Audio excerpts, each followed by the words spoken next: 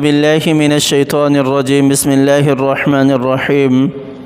يا أيها الذين آمنوا لا تقربوا الصلاة وأنتم سكارى حتى تعلموا ما تقولون ولا جنبا إلا عابري سبيل حتى تغتسلوا وإن كنتم مرضى أو على سفر أو جاء أحد منكم من الغائط أو لامستم النساء فلم تجدوا ماء فتيمموا صعيدا طيبا فامسحوا بوجوهكم وأيديكم إن الله كان عفوا غفورا.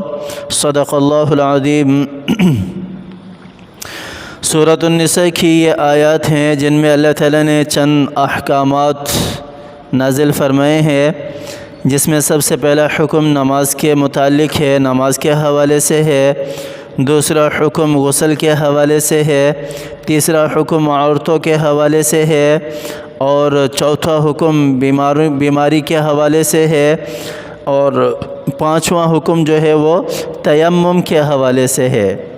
5 احکام اللہ تعالیٰ نے اس ایک آیت کے اندر سورۃ النساء کی نازل فرمائے ہیں، جس میں سب سے پہلے اللہ تعالیٰ نے ارشاد فرمایا یا ایھا الذین آمنوا لا تقربوا الصلاة وانتم سکارى حتی تعلموا ما تقولون. اے ایمان والو، نماز کے قریب بھی مت جاؤ جب تم نشے کی حالت میں ہو، یہاں تک کہ تمہیں معلوم نہ ہو جائے کہ تم کیا کہہ رہے ہو. لیکن اس آیت سے یہ نہیں کہا جا سکتا کہ نشہ آور چیزیں جو ہیں وہ حلال ہیں، کیونکہ قرآن کی آیت یہ کہہ رہی ہے. یہ آیت منسوخ ہے دوسری آیتوں کے ذریعے سے جس میں آپ صلی اللہ علیہ وسلم نے جب سورۃ البقرہ کی یہ آیت نازل ہوئی یسألونک عن الخمر والمیسر، اس کی تفسیر میں ذکر ہے کہ نبی کریم صلی اللہ علیہ وسلم نے جب یہ آیت حضرت عمر رضی اللہ تعالیٰ عنہ کے سامنے تلاوت کی تو آپ نے یہ دعا کی، حضرت عمر رضی اللہ تعالیٰ عنہ نے خدایا شراب کے بارے میں اور صاف ہمیں بیان نازل فرما. تو پھر یہ آیت اتری یا ایھا الذین آمنوا لا تقربوا الصلاة وانتم سکارى. لیکن جب یہ آیت نازل ہوئی تو اللہ تعالیٰ حضرت عمر رضی اللہ تعالیٰ عنہ نے پھر فرمایا کہ یا اللہ ہمیں اور صاف جو ہے وہ شراب کے بارے میں جو ہے وہ حکم عطا فرما، واضح فرما. تو اللہ تعالیٰ نے دوسری آیت نازل فرمائی سورۃ المائدہ کی یا ایھا الذین آمنوا انما الخمر والمیسر والانصاب والازلام رجس من عمل الشیطان.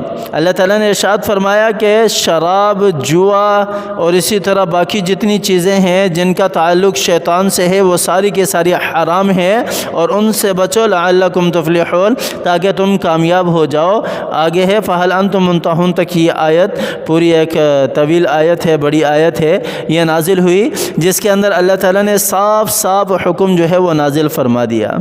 اچھا، اس آیت کا شان نزول کیا ہے؟ یا ایھا الذین آمنوا لا تقربوا الصلاة وانتم سکارى. اس میں علامہ ابن کثیر رحمہ اللہ نے اپنی تفسیر کے اندر جو ہے وہ لکھا ہے، جس کے بارے میں بہت ساری روایات ہیں. اس میں سے صرف چند جو ہے وہ آپ کے سامنے میں رکھ دیتا ہوں.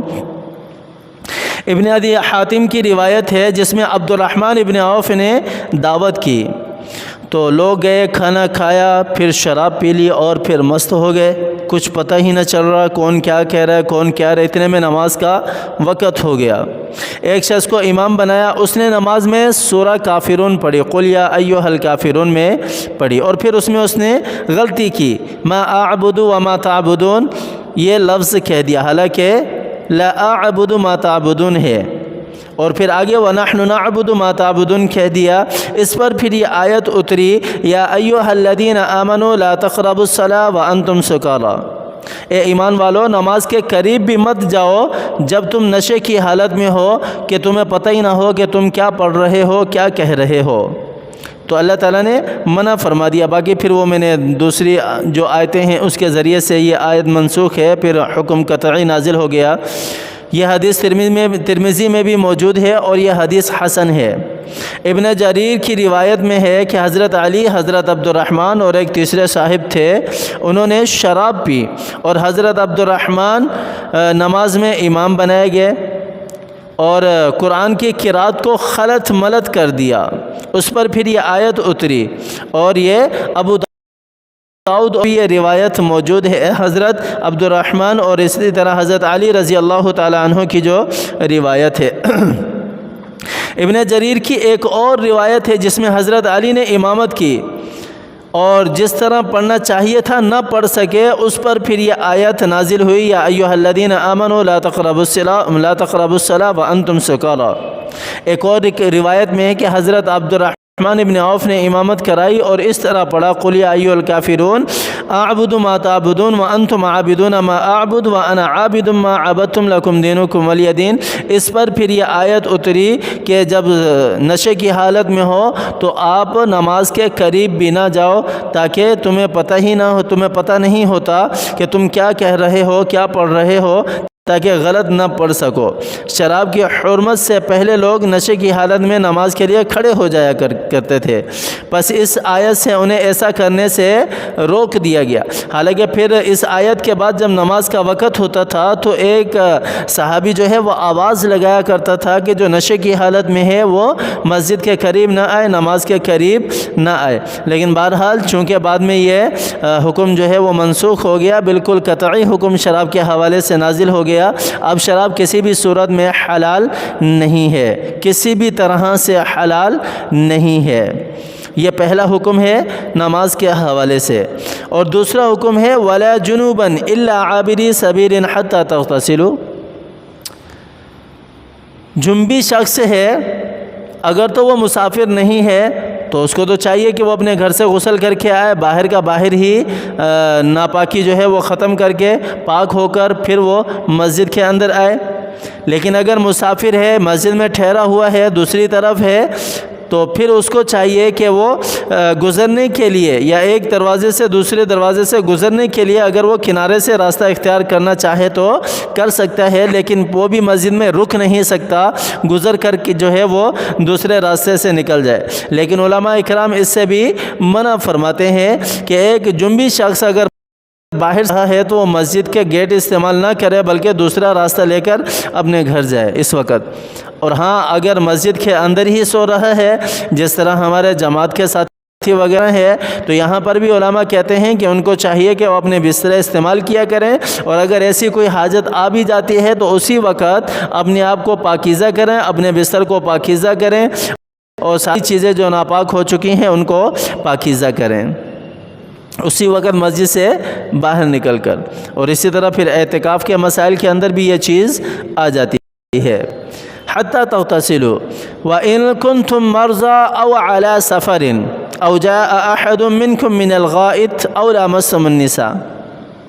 تیسرا حکم ہے، آدمی بیمار ہے، بہت زیادہ سخت بیمار ہے، وضو نہیں کر سکتا، وضو کرے گا تو ہلاک ہو جائے گا، تباہ ہو جائے گا، مر جائے گا، مرنے کا خدشہ ہے پانی استعمال کرنے سے، یا بیماری کے بڑھنے کا خدشہ ہے، ایسی صورت میں کیا کیا جائے؟ اور دوسرا، یا کسی آدمی نے پاخانہ پیشاب کر لیا لیکن پانی نہیں مل رہا، نماز کا وقت ہے، ایسی صورت میں کیا کیا جائے؟ یا کسی نے اپنی بیوی سے ہم بستری کر لی اور پانی نہیں مل رہا، نماز کا وقت قریب ہے یا نکل رہا ہے، ایسی صورت میں کیا کیا جائے؟ تو علماء نے ایک بہت زیادہ اس کے اوپر مسائل لکھے ہیں کہ اس کو اتنی دیر تک انتظار کرنا چاہیے، اس کو پانی تلاش کرنا چاہیے، چاروں طرف سے ایک جو مسافت ہے وہ طے کی گئی ہے، اس مسافت کے اگر اندر پانی ہے تو پھر وہ پہلے غسل کرے پھر نماز پڑھے، لیکن پھر بھی اگر پانی نہیں ملتا تو ایسی صورت میں پھر تیمم کرنے کی اجازت ہے، تیمم کرنے کی اجازت ہے۔ تیمم کرے گا پاکیزہ مٹی کے ساتھ، ناپاک مٹی سے بھی تیمم نہیں کرے گا، پاکیزہ مٹی کے ساتھ۔ اور تیمم کے اندر فَامْسَحُوا بِوُجُوهِكُمْ وَأَيْدِيكُمْ، صرف دو اعضاء جو ہیں وہ ان کے اوپر ہاتھ پھیرنا پڑتا ہے، مٹی کو ہاتھ لگا کر ان باہوں کے اوپر، کلائیوں کے اوپر اس طرح، اور ایک مرتبہ چہرے کے اوپر۔ پہلے چہرے پر ہاتھ پھیرا جاتا ہے اور دوسری مرتبہ لگا کر پھر یہ طریقہ ہے اس طرح کر کے کلائیوں کے اوپر جو ہے وہ ہاتھ گھمایا جاتا ہے. اس کے اندر اس کا غسل بھی ہو جاتا ہے, اسی کے اندر اس کا وضو بھی ہو جاتا ہے, اور وہ نماز پڑھ سکتا ہے, اور جو بھی ذکر و اذکار یا قرآن کی تلاوت وغیرہ ہے اس وقت میں کر سکتا ہے. لیکن جیسے ہی پانی اس کو نظر آیا, وہ پانی پر قدرت رکھنے والا بن گیا, تو اس کا یہ مسح ختم ہو جائے گا, اس کو غسل کرنا لازم ہوگا پھر. تو یہ ہے مسح کی صورت. ان اللہ کان عفوا غفورا, بے شک اللہ تعالیٰ کی ذات درگزر کرنے والی اور معاف فرمانے والی ہے. اللہ تعالیٰ کی ذات ہمیں سمجھ عطا فرمائے. واللہ اعلم بالصواب, اور عمل کرنے کی توفیق عطا فرمائے. قرآن کی تلاوت کیا کریں بھائی, قرآن کو پڑھا کریں, ترجمے کے ساتھ بھی پڑھا کریں, لیکن کسی عالم کی نگرانی کے اندر. اللہ کی ذات مجھے بھی اور آپ کو بھی سمجھ عطا فرمائے, عمل کرنے کی توفیق عطا فرمائے. آمین.